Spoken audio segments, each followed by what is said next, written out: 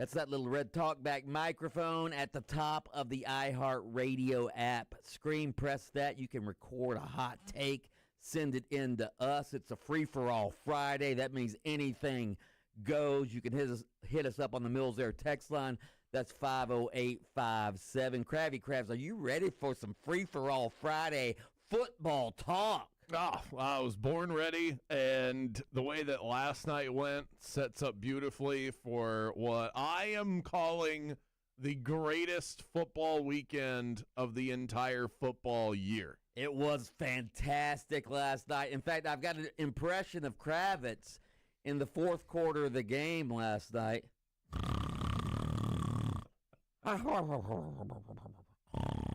You fell asleep?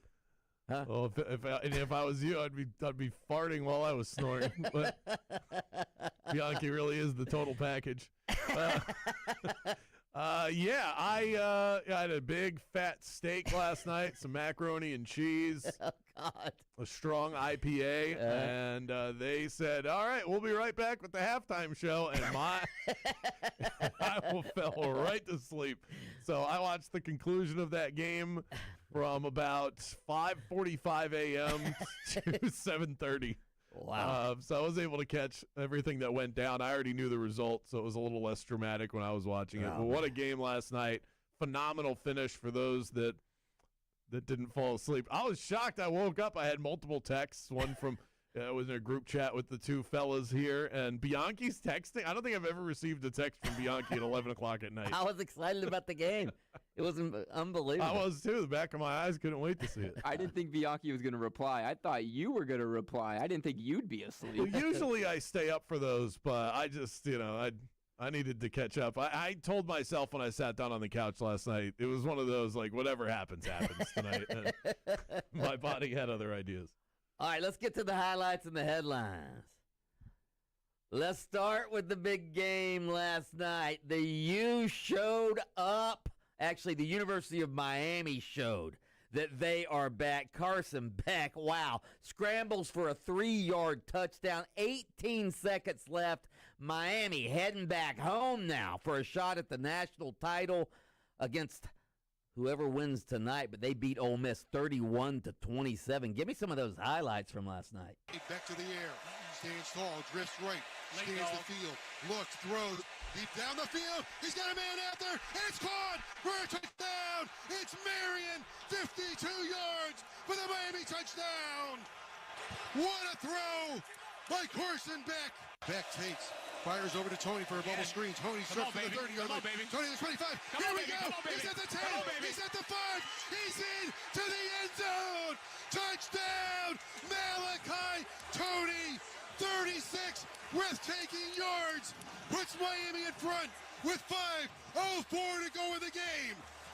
Beck holds his hands out. Takes, drops, looks, looks.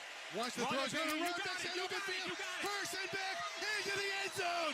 He runs it in over the left side. Carson Beck takes it in for a Miami touchdown. Miami touchdown for Carson Beck. Is that the winning moment? It's a 3-yard touchdown. 6 seconds from going to the national championship. Snap. Chambliss drifts to his left. He lets it fly deep in the end zone. It is knocked away. Knocked away. Incomplete. No time left. No time left. Miami wins. Miami wins. Miami's going to the national championship, Don. We're going to the national championship. How about it, Don? Yeah, Joe Zagacki on the call. Even after Beck's touchdown with 18 seconds left, give Trinidad Chambliss credit, man. He took him down the field and had a chance, a Hail Mary from where were they, at the 35-yard line. And that guy was throwing darts in the second half. He was so good. Yeah. So good. What do you know what his eligibility is? Is he coming back? No, he just got his eligibility denied today. He wanted to come back for a 6th year in the NCAA. Yeah, he would have been the best quarterback in college football had he come back. Yeah, but you know what? Move along. 6 years is long enough. Right? Give somebody else a chance. But yeah, they could have called pass interference on that Hail Mary, right? Absolutely, they could have. I'm glad that they didn't. Yeah. I like the way that it was described in the booth, where there was I believe they called it something to the effect of mutual contact. Right. The offensive receiver or the offensive player was creating as much contact. The only argument I would make on the other side is that the contact was initiated by the defense, and then the hand fighting started. But and it wasn't just like, oh, I have my hand out. The initial move was a grab of the jersey. Yeah, the grab of the shoulder pad. It absolutely could have been called. I am a fan of you don't call that in that moment. When it's 50-50, I like final moments to decide championship-level games to be decided by players and not officials. Here's my take on it. I agree with you on that. But if it had been like a normal play, not like a Hail Mary, every Hail Mary, everybody's jockeying for position when you're just throwing the ball up and there's a big clump of players. But if it had been like a post pattern or something, one receiver, one DB, then maybe you call that. You know what I'm saying? Yeah, I do, and I think that probably played into the non-call from the officials. What I'm curious about is the Homer's view. Yeah. Because I know for a fact you're not about to pop on the air and tell us that this was a penalty and you guys got away with it. No, it wasn't pass interference. I'm not going to say it was pass interference. They were fighting the whole way there. And it's a Hail Mary. Here's the other thing. The targeting call on the Miami player that got him who was that player that got tossed? That was a terrible – targeting is a terrible rule. It's a terrible rule. Yeah. I don't know what you're supposed to do. It is as if its officials want you to go headless horseman. Hey, could you detach your head from your body before you try and tackle someone? You have to use your head at times because your head is attached to your neck, which is attached to your chest. Right. I don't understand what they're asking of people. Yeah. Kravitz, we made our picks yesterday. I think we were both right.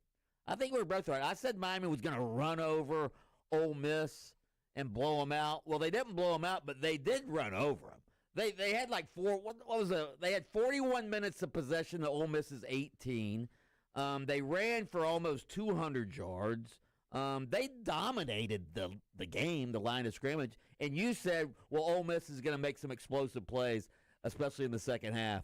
And you got to score with them. Right. And Miami did that. Yeah. And they were able to win the game. And I think that this game, if you're an Ole Miss fan or you bet on Ole Miss last night, by the way, if you bet on Ole Miss +3, that stinks because they deserve to lose the game and cover the spread, and they didn't. Miami still covered because they won by 4. But either way, this game was not lost on a call at the end of the game or non-call. This game, in today's football world, college, NFL, aggression wins. I think this game was lost. There was 7 minutes left in the game. Ole Miss went 86 yards down the field. They're on Miami's 4th down, and they kicked a field goal to go up by 2. That is a weak coaching move. Every analytic in the world would tell you that you go for it in that situation. You're on the 4-yard line. The worst case scenario is you don't get it, and then Miami has to drive the length of the field. Best case scenario is you tack on how many more points is a touchdown and an extra point worth than a field goal. So you're saying what's the differential? I don't know. You have to take the lead. No, you don't. You have to maximize the moment is what you have to do, and you can't maximize it by taking 3 cheap points. You're on the 4-yard line. 4 Your chance you're of on the 4. You're not at the 1. You're not at the 1. You have the best offense in college football that just drove 86 yards, and you're going to settle for 3? So the difference between scoring a touchdown and kicking a field goal is 4 points. What'd they lose by last night? 4 points. There you go. That's why they lost. That was coaching malpractice, kicking a field goal.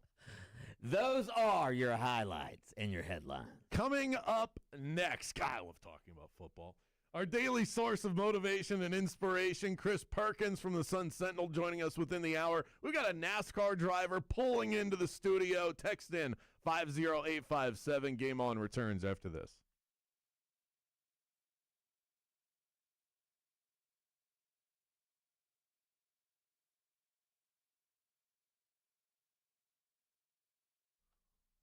We are all fired up. When I get heated, I start sweating, so I need to make sure that I've got an AC unit that's going to keep me nice and cool. And I know who I'm going to call upon when that happens. That's Mills Air. I get nothing but top-notch service, nothing but the best. Whether you need a new unit or an update to your existing unit, Mills Air can help keep your home cool and energy efficient while improving your indoor air quality all at the same time. But it's not just me saying this. Mills Air was voted best in Orlando at Orlando Weekly because nobody does it quite like Mills Air. Their friendliness, their professionalism, their price points, it's all on the money. Call Leon and the crew, schedule your appointment, and tell them that Brandon Kravitz from Game On sent you by.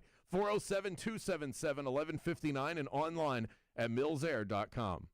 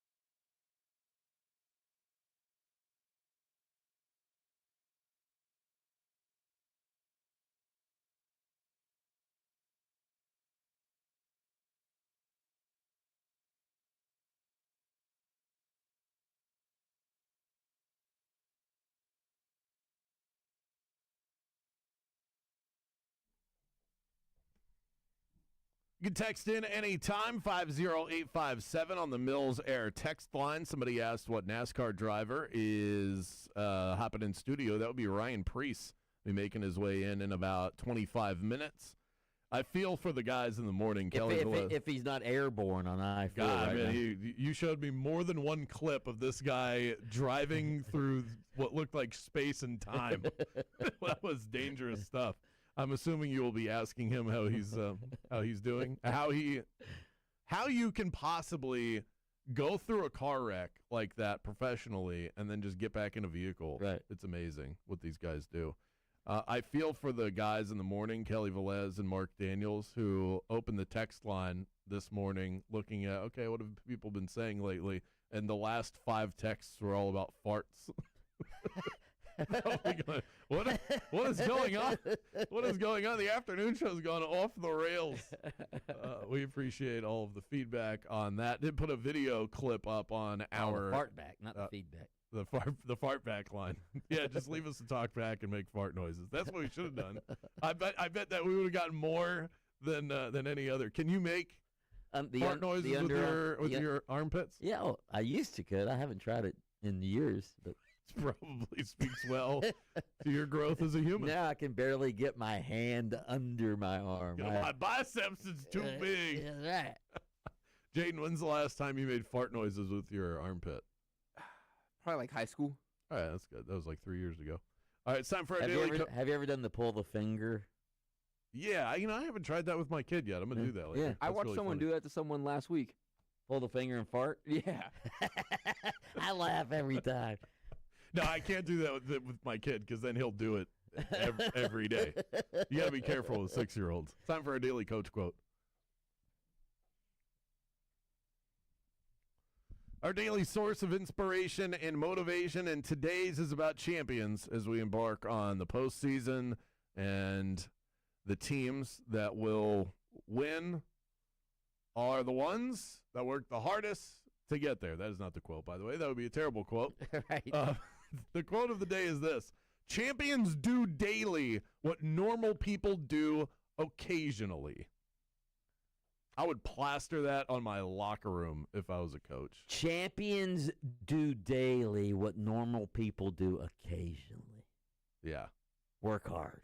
Yeah. Right? Yep.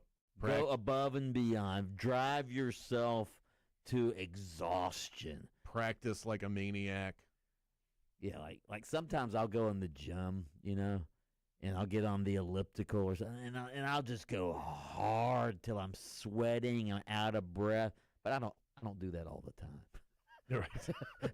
Well, you're not trying to be a champion in the gym. Well, yeah. I think we mentioned the gym a lot because it's an easy point of reference. Yeah. Because it's a place where we all feel better when we go, but it's hard to motivate yourself. So it's easy when you're talking about motivational items to point to the gym as an example, but for most people, you're not doing anything athletically that's going to make you any more money. So most of your motivation should probably be tied to being better for you, your family, and your job. Right.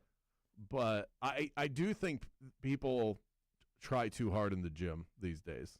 I think too many people try too hard because you're not. What are you competing for? You see people all the time. They post online their workouts and all of this stuff. Like you're gonna laugh at me. You're gonna laugh at me. But pretty often I'll get on one of the chest machine or the shoulder machine, and I'll start doing my reps. And then once I do a few reps, I'll get it starts getting a little harder, and then I'll talk. I'll go, "Is that all you got for me? Is that all you got for me? Huh? Yeah." And then I'll pump it again. Is that it? Yeah. Like these people. That's me. You're talking about me. No, a little. Is that all you got? A little bit. I think the second you start to feel a little resistance, just put the weight back. You went to the gym. You did your thing. What are you trying to enter a contest? Just work up a sweat and go home. That's enough. It's a free-for-all Friday. Text in anything you want to get us going about 50857. Up next, our resident Dolphins beat writer, Chris Perkins, joins the show to talk about the new general manager for the Dolphins and who the new head coach might be. We'll get into that next.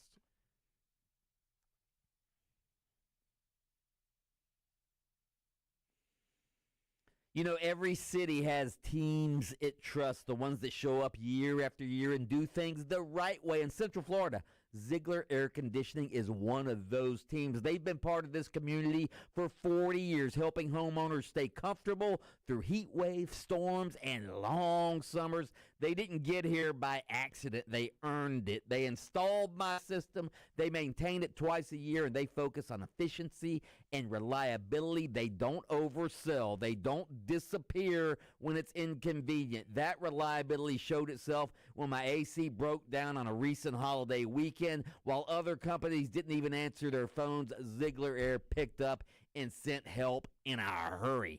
That kind of response builds loyalty. It tells you everything you need to know about a company's priorities. In Florida, where air conditioning is essential, you want a company with experience, integrity, and staying power. That's Ziegler Air Conditioning. They're the home team I trust with my comfort. Give them a call. 407-245-8765. That's 407-245-8765. Ziegler Air Conditioning. Don't ever lose your cool.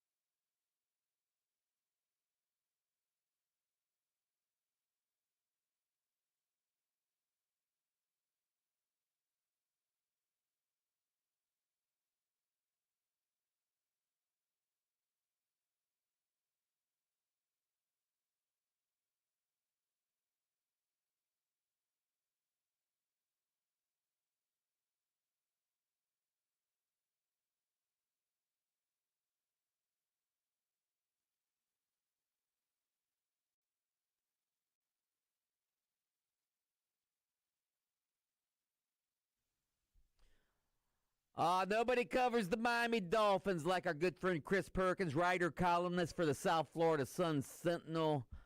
Chris, before we get into the Mike McDaniel, John Harbaugh, GM stuff, I really enjoyed your column the other day on the Dolphins rookies and their take on NIL. And I found it interesting that even recent players who got paid in college think NIL's ruining college football, don't they?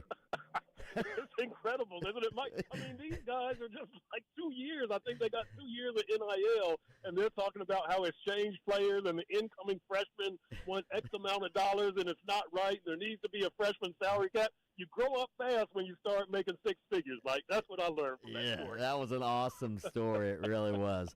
All right, Chris, Mike McDaniel thought he was going to be back as the head coach and even said he was going to be part of the search for a new GM, and then suddenly he's fired. Is it as simple as John Harbaugh became available, or was Stephen Ross going to do this all along?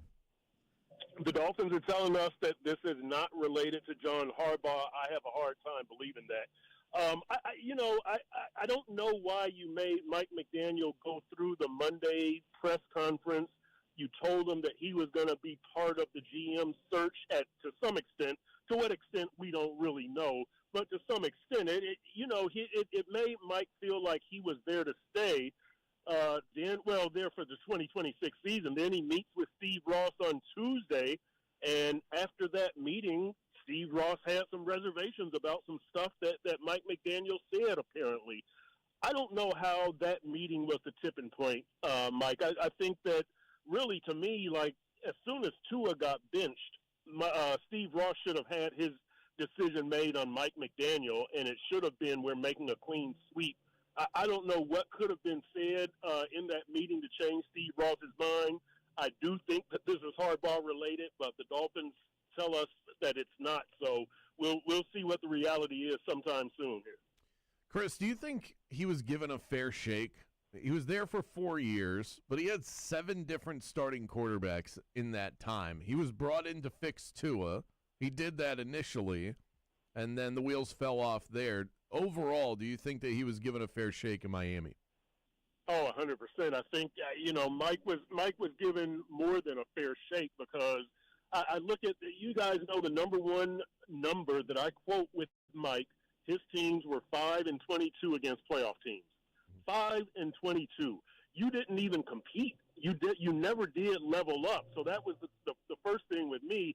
As far as the quarterbacks, I'm not sure that Mike ever really fixed Tua. He told him to throw it to Tyreek, and he was fine as soon as he did that. Tyreek goes out in week 4 this year, and all of a sudden Tua is broken. Go figure. And then beyond that, Mike McDaniel never developed a backup quarterback, which is one thing that derailed their season last year. He had Skylar Thompson since 2022. Skylar was the backup in 2022. He was the backup in 2023. He won a competition against Mike White in the offseason of 2024. Then Skylar has to start against Seattle in 2024, and it's an absolute disaster. Mike never developed a backup quarterback. So, look, and Mike is a class act. Nobody dislikes Mike. I like Mike. I respect Mike, but Mike's teams underachieved and disappointed, and he had to go along with Chris Greer and Tua and Tyreek, might I add. That whole era needs to go. Do you have any early read on John Eric Sullivan, the new general manager for the Miami Dolphins? What have you heard? We don't have any read. We just know that he came up through the Green Bay system, which is a good system, right? It was Ron Wolf as the GM who started off that system, and then Brian Gutekunst, I think I might be butchering his name, is the current GM. But, they always do well in player development. They always do well in the draft. So you trust that John Eric Sullivan knows what he's doing from that standpoint, that he's a good personnel guy, that he comes from good structure, and that he will bring good structure to the Dolphins. Beyond that, we don't know, what his philosophies are as far as off coach, veteran head coach. We'll find out soon, even though there's no press conference scheduled yet, to my knowledge. Chris, what is Tua's future? Everybody's quoting what he said the other day. I don't know if you were in on that little scrum there where he said it would be dope to get a new start somewhere else. What was your take on that? I'm glad that Tua has such awareness that he's not living in some fantasy world where I'm going to go somewhere else and start and I'm going to get my $50 million a year. I'm glad that Tua is grounded in reality. Having said that, I don't think he goes to anybody's camp as a starter this year. I think he goes in as a number 2. And to me, his path now is that of Ryan Tannehill. That if you guys remember when Tannehill was drafted by the Dolphins in 2012 at number 8, I believe, in the draft, he didn't come in as the starter. David Garrard was going to be the starter, and he was going to battle Matt Moore for the backup. Well, David Garrard blew out his knee late in training camp, and then the Dolphins decide, let's start the rookie instead of the veteran. So that's how Ryan Tannehill got his first starting job with the Dolphins. Then he's done with the Dolphins. He goes to Tennessee. He's Marcus Mariota's backup. Mariota gets injured. Ryan Tannehill becomes the starter and never lets it go. I think that's going to be Tua's path now. You go in as the starter.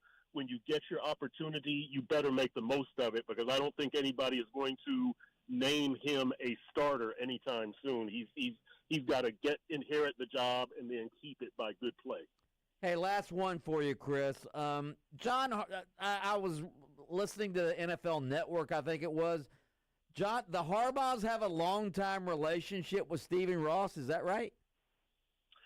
I just know that Jim does through Michigan. I'm not sure about John, but look, John would be a good selection. I think that John would probably want a good amount of personnel input, and I don't know how Eric Sullivan feels about that, but I would give Harbaugh, considering that, the guy has won the Super Bowl and 12 playoff appearances in 18 seasons in Baltimore, I would give him probably as much as he wants reasonably.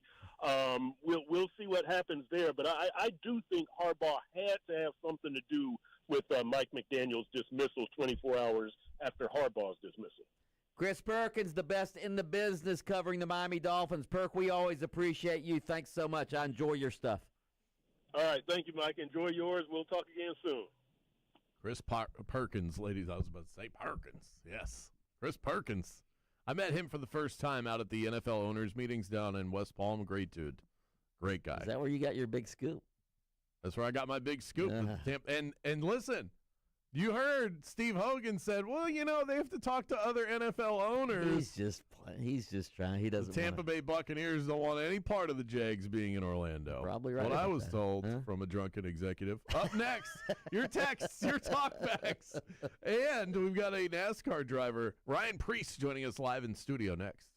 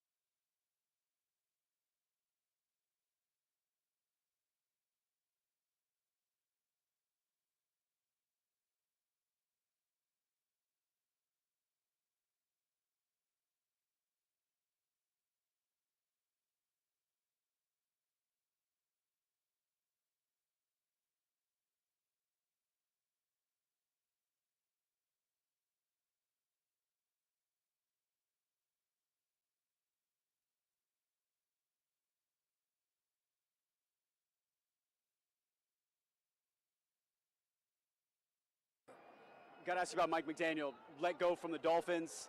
How surprised were you when you found out the news? Very, very surprised. I feel like you only do that if you have another guy that you really want, that you can get. And so we'll see what happens. I'm waiting to hear on that news. But, Mike is such a good coach. Just a well-liked guy, loves the ball, smart as can be. And, he's going to run on his feet and be fine. A couple of guys on defense specifically.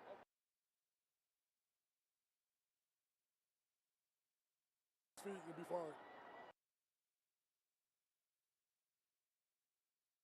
Very, very surprised. You found out the news.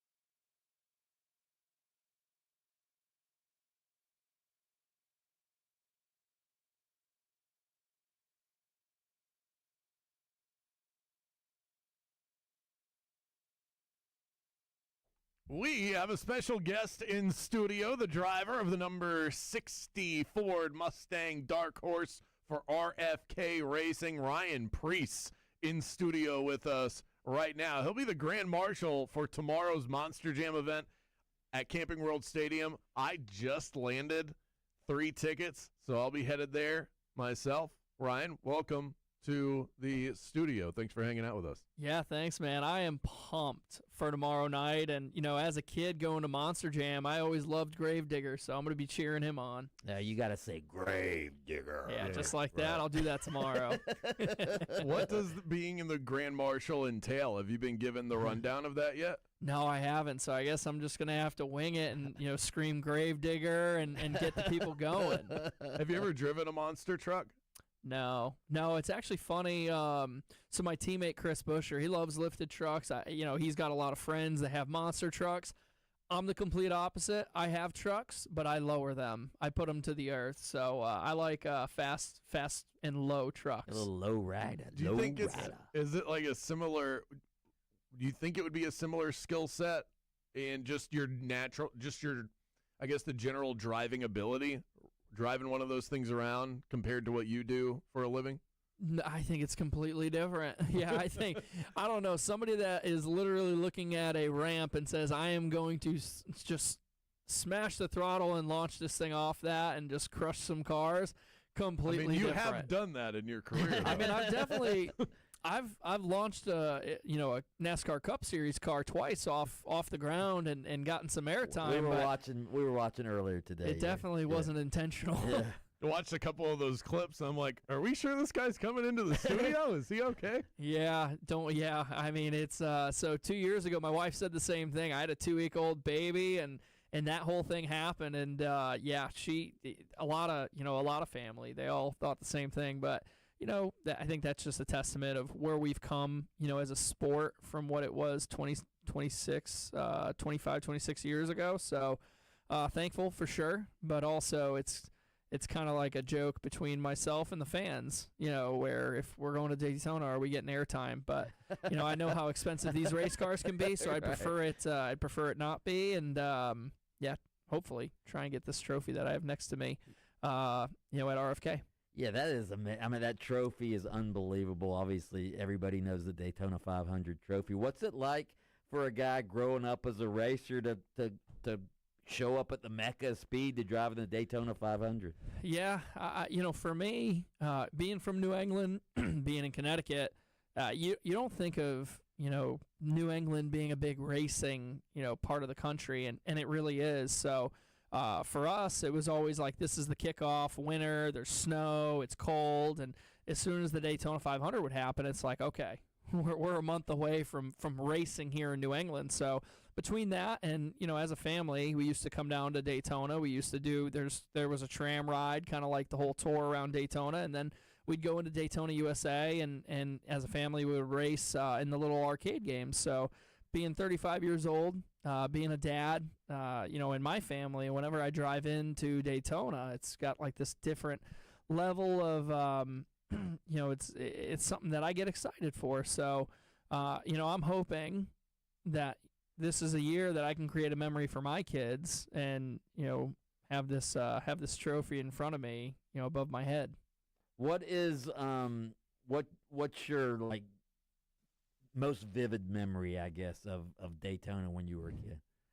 Oh, that would be the tour. I mean, to be honest with you, we would be racing in December as kids. I can't remember where it exactly was, but we would visit. So mine was going for the tour every year around Daytona Speedway, and then going and racing the little arcade game against my brothers and my dad and my mom. In Daytona, USA. So that was the cool, fun moment. I never made it for a Daytona 500 as a kid. My first Daytona 500 was when I was a part of it in 2019. So definitely pretty neat. Did I read something? Is your wife a racer too? She used to be. Yeah? Yeah. Now she's expecting, I guess, right? Well, no, we already had so I have a 2.5-year-old daughter, and then I have a 3-month-old son. Okay. So that's where I'm definitely looking forward to creating some great memories. But I used to race against Heather. And boy, what I'll tell you right now is so I actually won the championship the year her and I started dating at our local racetrack in Connecticut, and she won Rookie of the Year. But boy, there was some nights when we would be driving back home, and I could feel her looking through me, through the side of my head as I'm driving down the highway, and I'm like, I am not looking over because I know I'm gonna get lit up here. So. Yeah, we had some intense drive home. I imagine 2 intense drivers and competitors and all of that. That's a very unique relationship. Is that? I would think that's pretty uncommon for a professional driver to be married to a fellow professional driver. Are you one of a kind in that regard? No, I think there's a few here and there. What I can tell you is I critique her driving, and she critiques how I clean up, after I'm done with everything. So we have a lot of fun with that. But yeah, no, I mean, there's definitely some race car drivers that happen to marry another race car driver, and I'm glad that I married my wife because boy, she puts up with a lot. That's for sure. And but we have a lot of fun too. And you've got 2 little ones to chase around as well. How do you prepare for the season? What does a NASCAR driver do to get ready for the year? What does that look like? Yeah, have you ever seen the movie Happy Gilmore? Yeah, yes. You remember when he goes to the batting cages and just stands in front of the balls as they come at him? That's what I do. But, for us, to be honest with you, RFK has a great performance center, which they use for our pit crews. And so there's been a lot of time with that, as well as looking at film. It's really, it's challenging to explain to people kind of what we do as training because, for most, it's like, oh, well, you sit in a race car and you just turn left. It's like, man, it is so much more to that. There is the training, there's the cardio, because our average heart rate is around at least mine anyways. I have a high heart rate, and I'll average around 170 to 180 for 3.5, 4 hours during this race. And then on top of that, these race cars, during the summer months get to be 130, 140 degrees. Stick a regular person in a race car and say, hey, bud, I'm not going to see you, and you cannot get out of this no matter how hot it gets until this race is done. I don't know if they're going to make it. So we do some heat training, and yeah. I won't even ask you the question. Crazy. We were at Daytona Media Day one year when Tony Stewart was driving, and we asked him. There was a story that he said, you can't go to the bathroom, so you just have to go to the bathroom in your suit. Oh, yeah? I don't do that. I can't. I can honestly tell you. I mean, if you're on a road trip, you're driving down the highway, like some of your listeners might be doing right now. Right. They can pull off an exit and go into a gas station, go to the bathroom, feel comfortable again. Right. So for us race car drivers, something we do the week of the events is we hydrate because we're going to sweat. We lose anywhere from 5 to 10 pounds of water weight every single Sunday. That's just part of the job. Well, if you hydrate a lot and you drink a lot of water, and then that Sunday it's a cold, if it's a spring or a fall race, and it's a little colder, a little cloudy, maybe potentially at a road course where there's some rain, you feel it. I can tell you this happened in 2021 or 2020. We had a road course race, and it was raining, and there was a red flag, and I sat there and I contemplated. I was in deep thought of, boy, do I just want to let it go here? Or what am I going to do? And I couldn't do it, but there are some drivers that do it. Hey. And to your original point, this is the kind of thing that when you watch NASCAR, don't ever just think it's left turns. 'Cause this is the kind of thing that they have to think about, stress about, and all of that. You brought in a helmet that you guys wear. Is that your actual helmet, or is that just one that, like a copy of one that is used? No, this is, basically it kind of gives you the idea. It looks tight. Like that thing fits firm on your head. Well, I got a small head, so I got a smaller helmet. It definitely is firm, at least for us drivers. Some of us have our heads scanned to where the foam and everything is kind of shaped for our head to give us a little bit more protection. And mine is actually a different brand. It's called Bell. And it's actually complete carbon fiber. So my helmet weighs 2.6 pounds, where I bet you this is about 5-ish, maybe 5.5 pounds, which on your head, taking off, that much weight, especially when you're driving around a racetrack, makes a big difference. Right. So yeah, no, this is a nice helmet. It's a Simpson, which is a beautiful helmet. But the ones we wear on Sundays are like, they're ready for war. Right. Right. Well, we look forward to seeing you in the Daytona 500. Tomorrow, you'll be the Grand Marshal out at Monster Jam at Camping World Stadium. Tickets still available at Ticketmaster.com or MonsterJam.com. Thanks so much, Ryan. We appreciate your visit today. Yeah, I appreciate you guys. We will be rooting for you Thank you. in the Great American Race. No doubt. And man, I admire you for holding that in. I don't know how you do that. I pee like every other break. Polapalooza coming up. We'll tackle the hottest angles and unique questions heading into the weekend. But first, we dip out for 60 seconds, hand things off to Fox Sports Radio. Let's get you the latest in sports.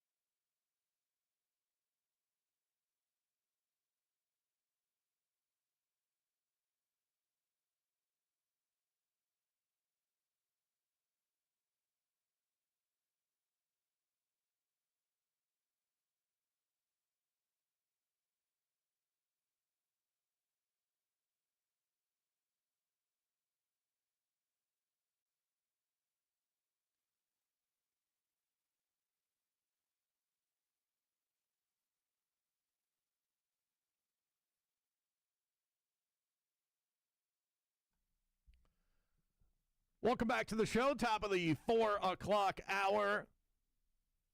Bianchi waits all week for this one. The scratch to his pole itch. We didn't get a chance to get to it yesterday. We're getting to it now. 5 questions, all mind benders, things that we've discussed throughout the course of the week and beyond. Let's get to it. It's time for Polapalooza. I thought you were going to give me kudos, by the way, for getting Ryan Preece, the NASCAR driver, to talk about going to the bathroom in his racing suit. Yeah, I honestly, it's like watching Brady in year 15. You just kind of take greatness for granted because I expect nothing less. I would, at this point, I would think it's weird if you didn't get him talking about that.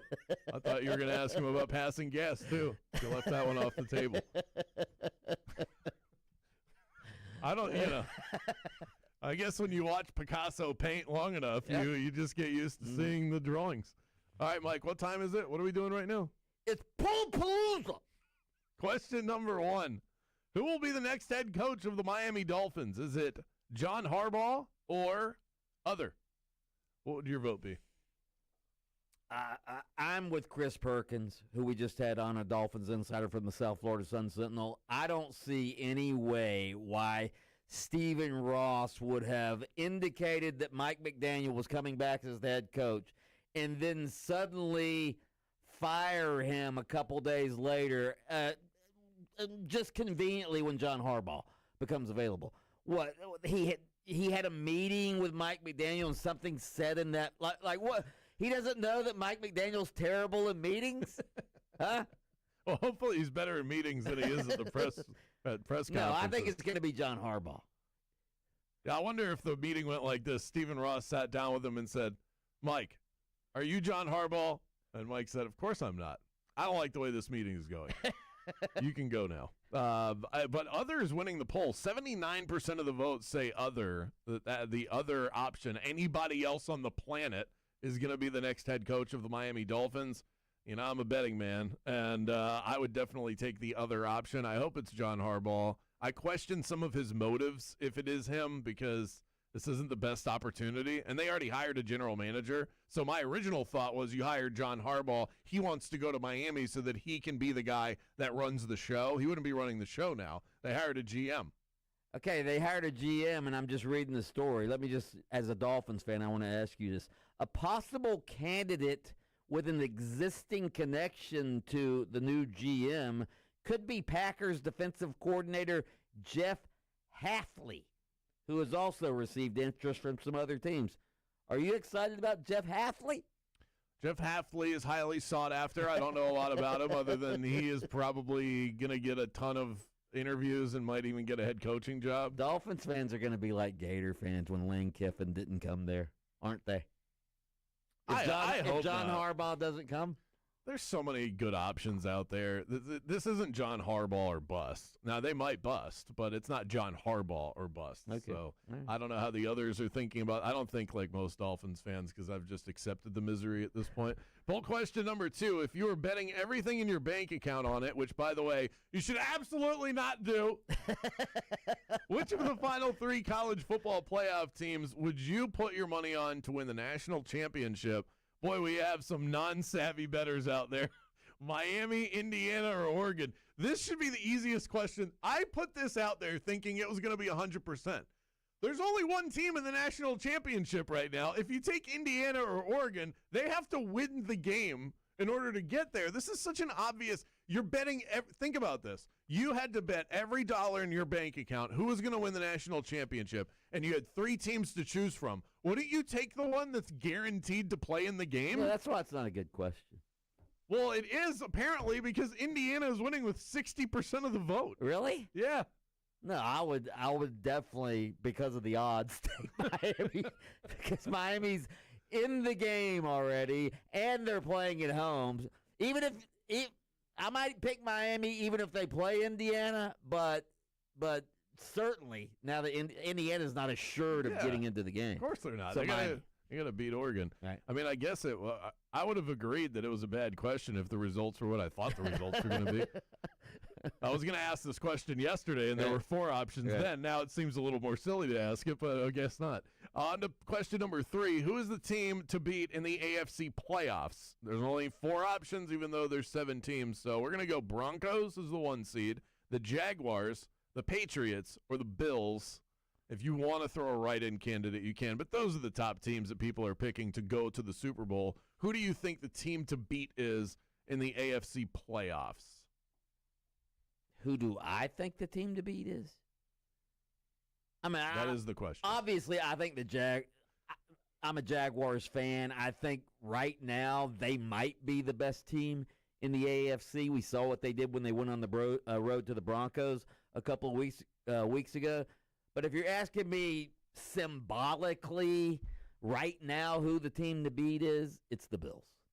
It's the Bills because, even though they didn't win the division this year for the first time in forever, they're still sort of with the Chiefs being not in the playoffs, the Bills are sort of the standard bearer now in the AFC, especially with Josh Allen. So I'll go the Bills are the team to beat, and the Jaguars will probably beat them tomorrow. Yeah, it's a fair nominee for that. Something is telling me it's the Patriots. I think because of the you talked about the standard that organization has put forth for the last 25 years. And now they're back, and every team they play, it seems like they roll them, and they get a home game to start. You know, the Bills team to beat, okay, maybe, but they don't even start the postseason on their home field. Right. They probably don't get a home game throughout the course of the playoffs just based on their seeding. So I'm going to go with the Patriots. But our vote is 39% on the Jacksonville Jaguars. Nice. A lot of homers out there. That would be followed by a Broncos-Bills tie for second, and then my vote was in last place. Who is the team to beat in the NFC postseason? The Seahawks, the 1 seed. The Rams, who go on the road as double-digit favorites against the Panthers. We're locking that up later. And the Eagles, or the Bears. So those are your 4 options. Seahawks, Rams, Eagles, Bears, team to beat. You got the Super Bowl champion in the Eagles, the 1 seed in the Seahawks, everybody's favorite in the Rams. I think most people would probably be picking the Rams to make it to the Super Bowl. I'm going to go the Seahawks. Obviously, they had a huge game at the end of the season for number 1 seed, and they won that. Defense is good. Sam Darnold and that offense can get it done. Give me the Seahawks. Sam still has a lot to prove in this situation. To be the man, you got to beat the man. This is easy. It's the Eagles. 17% of the vote on them, though. 48% on the Rams, 29% on the Seahawks, and a lowly 5% on the Chicago Bears. Poll question number 5 to wrap it up. Not accounting for Super Bowl Sunday, what is the best weekend of the NFL season? So I view the Super Bowl as a standalone event. Doesn't really feel like a football weekend. It's the only thing going on, and then a bunch of people that don't even watch football get involved. Right. There's 2-week build-up. Sometimes all the commercials. It's like it's more like an American event than a football event. Right. A real football fan likes a schedule that has games, not game. Right. Singular. So wild card round, divisional round, where you get the 4 best teams. Divisional round. Conference title game, or conference title weekend, or, hear me out, week 1 of the regular season when football comes back. Think about the buzz in the air. You got your fantasy football team you just drafted. Week 1. Week 1, fantasy football. Everyone's optimistic. Yeah, you miss it. Yeah. Tired of the preseason. It's definitely you threw me a curveball there. Week 1, no question. I have a strong affinity for week 1, but I think it's right now. I think it's the wild card round. When the wild card round is good, these are all games that matter a ton, and we have a nice menu of. The divisional round, conference championship weekend, those games are great, but the menu's so limited that it's hard for me to call that the best football weekend. We start on Saturday. We wrap on Monday. Every single one of these games is interesting to me. I think it's wild.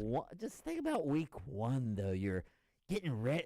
You've just drafted your fantasy team. You want to see how they do. Yeah, week 1 is amazing. You're checking your phone every couple of minutes. Don't make me change my answer, Mike. All right, it's week 1. I missed it already. The wild card round, though, is winning. People living in the moment. 37% of the vote on that. 29% on the divisional round. I'll probably say next week, this is the best one. Best weekend ever. That right there. Polapalooza. Up next, PI or no PI? That is the question. Bianchi and I tell you what we think about the controversial non-call from last night. That on the way next.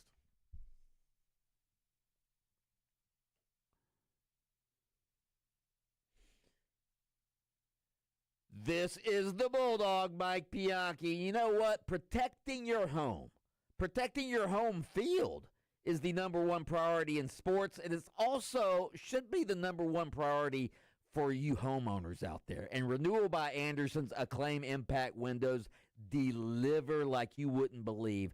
Fibrex material, twice as strong as vinyl, storm-tested durability, energy efficiency, noise reduction, the whole package. It has everything. And during their happy renewal year sale, man, you won't believe the deal you can get right now. It's unbelievable. You buy one window or patio door, all right, get the second 40% off, plus 0 down, 0 payments, 0 interest for 1 year. How good is that?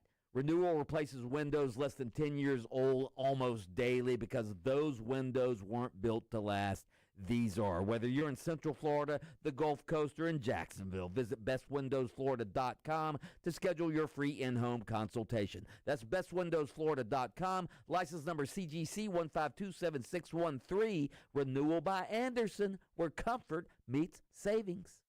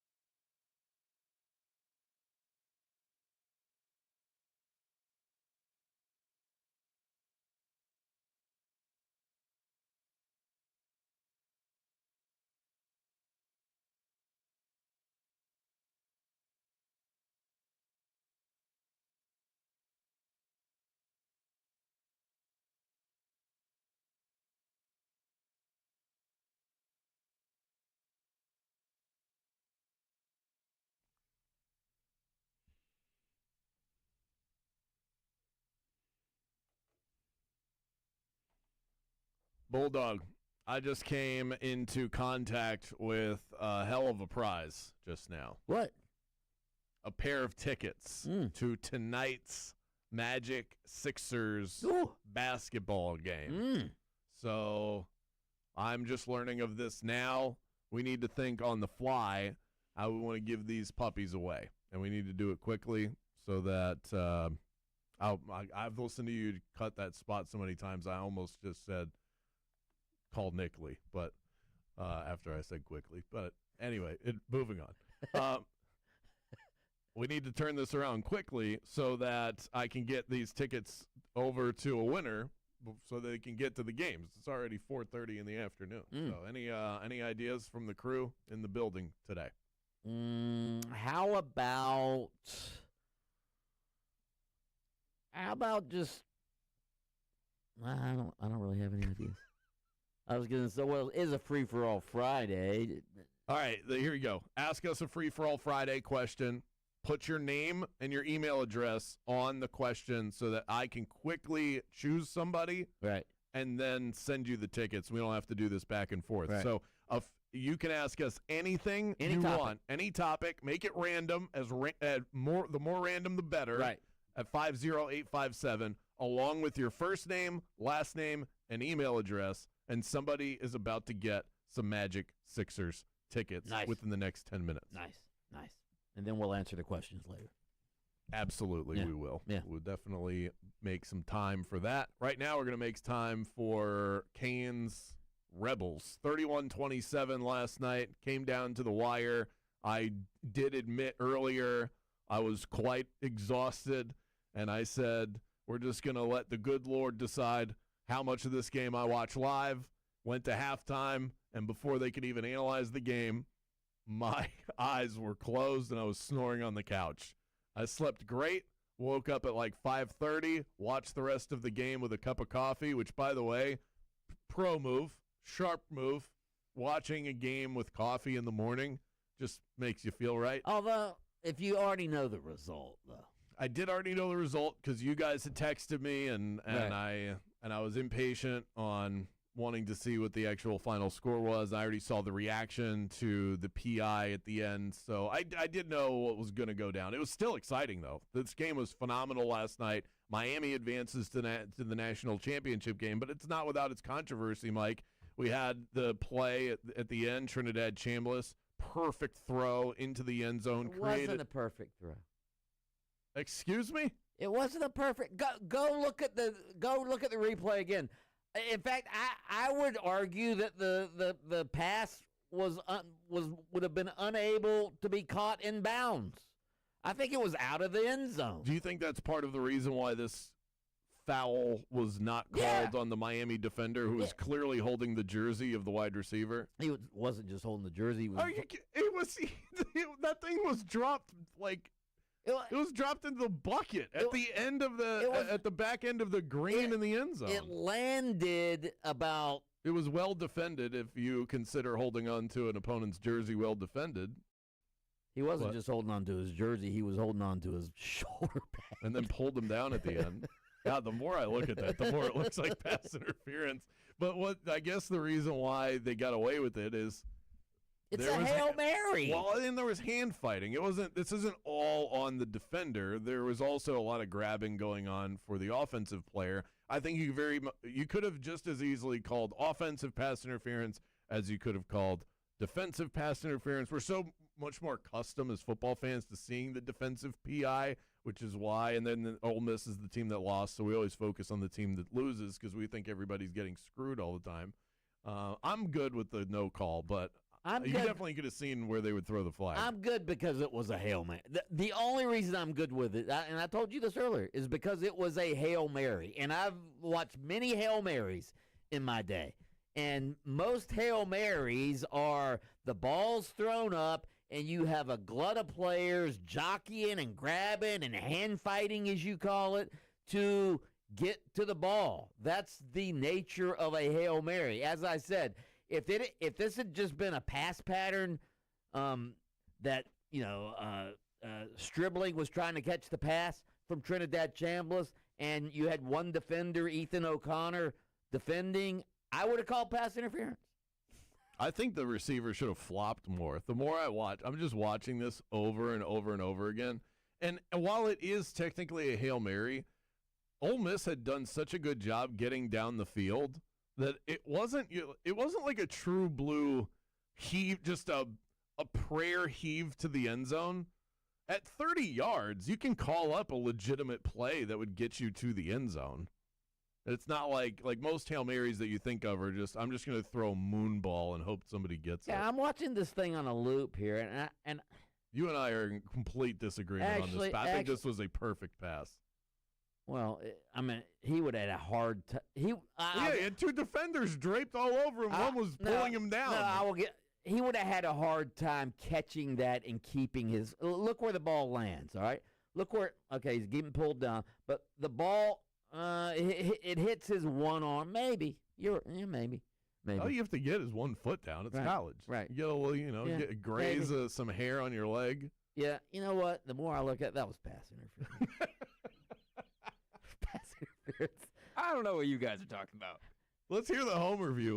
What does Jaden? How does Jaden with your green and orange goggles view this play? Now, I do have orange and green goggles on, but they're fighting the whole way. As they said last night, mutual combat. They're going Mutual at contact. It's not No, like they they said- were I swear- fighting to the death. No, they said mutual combat. Did they last say night. combat? Yeah, they said combat. That's a little extreme. But the Miami, the fact that you're grabbing, the Ole Miss players, he's trying to. The only reason the Ole Miss player's fighting is to get the Miami guy. Stop grabbing me, please. Right? The official, there's an official right there, and it just he doesn't even reach for his pocket. Look at his hand. His left hand's got the shoulder. So in my overall view on this is I like when the last moment of big games are decided by the players. Could you imagine? You go back to the '98 finals in the NBA. If we had one of the greatest shots, no, forget it. The greatest shot in the history of the NBA is taken away because he pushed off. Because Michael Jordan he had a little love tap A on love Byron tap. Russell. Just a little hey, good game, kid. Okay, just a little hey, how you doing? A little get out of my way so I can make this game winner. Could you imagine if they go, they call what would the foul on that be? Offensive foul. Yeah. Push off or whatever. Yeah, that would just ruin one of the greatest moments in sports. I don't like that. So, in general, there's also this. There's the cosmic nature of it, Mike. This is 23 years in the making. Miami fans deserved no call. 2002, Ohio State. It's been 23 years since they got screwed out of a national championship, and then you beat Ohio State. And then in the final play against Ole Miss, there probably should have been a flag. There wasn't one. There was one 23 years ago, and I think it's cosmic. This is karma coming back around in a positive way for Hurricanes fans. You know what I don't? I like that take, and I agree with it. You know what I don't like? I don't like Lane Kiffin being on social media last night complaining about the pass interference. Did you see it? No, I didn't. Yeah, he was. He doesn't get to comment on this. No, and then he had like a tear, a crying face emoji, and a breaking heart. Oh God, He's so fake. get out of here with your breaking a heart emoji. God, I have not wanted to see a coach fail this bad Me in a either. long time. Me either. I hope LSU regrets every dollar they spent on him. Up next, mic'd up. See what the playoff coaches in the NFL, college football, what they're saying ahead of this monster weekend. That is on the way next.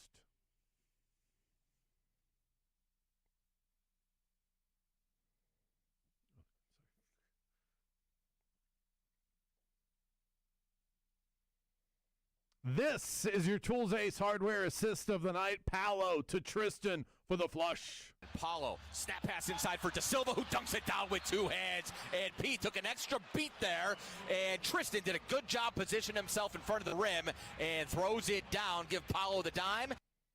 That right there, offensive greatness. If you're gearing up for grilling greatness this weekend, Tools Ace is your MVP. From Big Green Egg to Traeger, they've got everything you need to fire up the flavor. 14 Central Florida locations, including their brand new store in downtown Windermere. Tools Ace is your neighborhood home maintenance expert, the helpful place every night and your best stop before the game. Visit toolsacehardware.com and go Magic.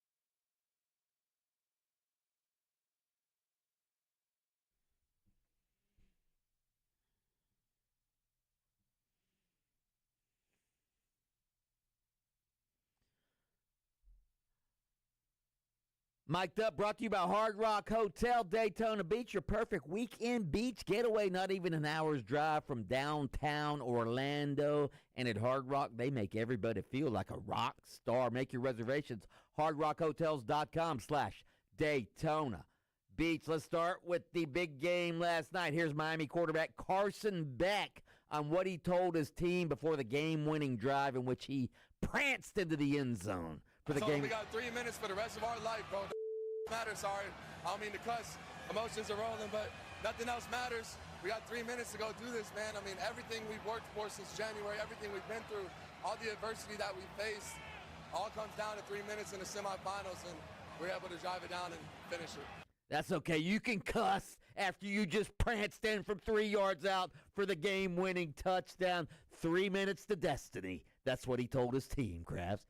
By the way, he's not an NFL quarterback, is he? Carson Beck? Yeah. Yeah, I think he's an NFL quarterback. Backup? He's not a first-round quarterback. Quinn Ewers? Yeah, probably. This guy was projected to be a first-round pick like Quinn Ewers was not that long ago. I think he'll get an opportunity to be a backup for sure. What an incredible story from him. The fact that he was discarded at Georgia. Georgia gets eliminated by Ole Miss, and that now Carson Beck eliminates Ole Miss and is headed to the national championship game. He's got a lot of people that he can stick the double bird to. Yeah, I think he's like 35-5 as a starting quarterback in college football, something like that. I thought you were going to say he's 35. He's been in college football so long. Here's Miami head coach Mario Cristobal talking about all the team's doubters.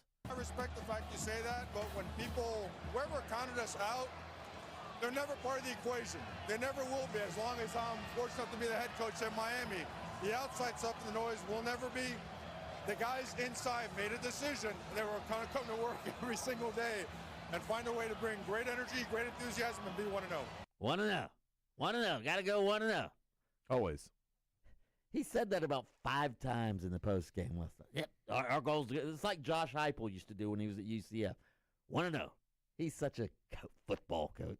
Mario Cristobal is maybe the most football coach guy on the planet. No question. Here's Kirk Herbstreit talking about what it takes in today's college football to build a real team. Covering these games this year in the midst of the portal and the calendar and all the swirling noise that's around this sport. One thing that I think we've been able to witness firsthand, if you're a coach watching this or a GM watching this, while you're chasing 5 stars and agents, street agents, and everything you're dealing with, you better build a team. Indiana, they don't have a lot of 5 stars. You know what they got? They got a team. This is still a team sport, and it's about winning games. Did you hear Miami when they got up on Jacoby Thomas? I mean, he almost had tears in his eyes talking about, I'm going to play for my guys. Like, if you don't build that and you just chase 5 stars, you're never going to be here on that stage. You better stop chasing just this craziness, and you better step back and say, if those are your demands, get out of here. We're going to go find guys that want to be a part of this and want to play, because that's what's getting here. That's what Miami is. That's what Indiana is. Okay, Herbie. All right, that's why every quarterback in the Final Four is a transfer. I get it. He called the game. He's caught up in the moment. He feels the emotion of it. The guy was a football player in college, and it was a time when guys weren't transferring, so I'm sure he felt a lot of camaraderie and the level of team that doesn't necessarily exist anymore. But no, you think Miami isn't concerned with loading their roster with whoever they can? That is the biggest, strongest, and fastest. That's all they care about. Yeah. Here's Jimbo Fisher ripping Lane Kiffin for not allowing all of those Ole Miss assistant coaches he took with him to LSU to coach the Rebels. It's selfish. That's what it is. It's stupid. And because here's why I say that.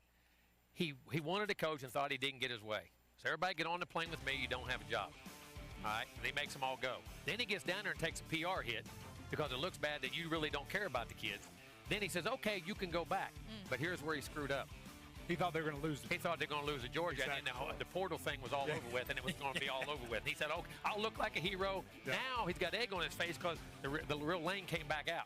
You know what I'm saying? And if those guys were allowed to coach the first game, they should be allowed to coach it because those kids are doing something that you get one time in your life to ever do. Literally. That team and those guys one time. And as a coach, Listen, I know I've left a job. I get that. But if you took them on and said they're never coming back, that's fine. You set the rules of the game. You don't change the rules in the middle of the game. And as a coach, it's hurting the kids, and it pisses me off. Tell him, Jimbo. Right, Jimbo. Tell him, Jimbo. Yeah, he doesn't like Lane Kiffin, does he? Why would he? Who does? Right. And I think coaching is what costs Ole Miss the game more than any sort of phantom PI or lack thereof. Kicking a field goal to go up by 2 with 7 minutes left, you're on the 4-yard line. I promise you, Lane Kiffin's not making that decision. Pete Golding made the decision because he was coaching scared because he's not a head coach. I have no problem with that. I'm not going to argue. Terrible You decision. take the lead. You play to take the lead. No, you play to win the game. Herm Edwards said it best. Yeah, too bad Herm didn't win enough games to keep his true. job. All right, that is mic'd up. We have a load of questions from you guys. A lot of folks wanting some Magic tickets. I did pluck out a winner, but we have questions to answer of all varieties coming your way next.